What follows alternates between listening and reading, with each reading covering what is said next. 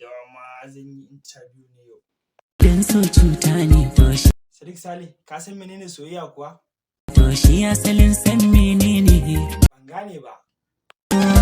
Shi asalin so saka yake. To shi asalin soyayyar nan a ina yake zama? Ya zuci ya zauna.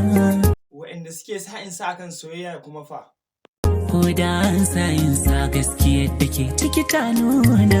Kamar misali akan tasirin so.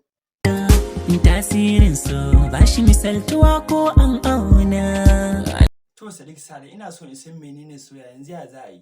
Alƙibla ce don saninsa shi sai an zauna. Ni fa in har zan fara soyayya fa, to da mata 4 zan fara. Wasa ne ba. A'a, ba wasa bane. To shirme ne kenan. So ba shirme ne ba.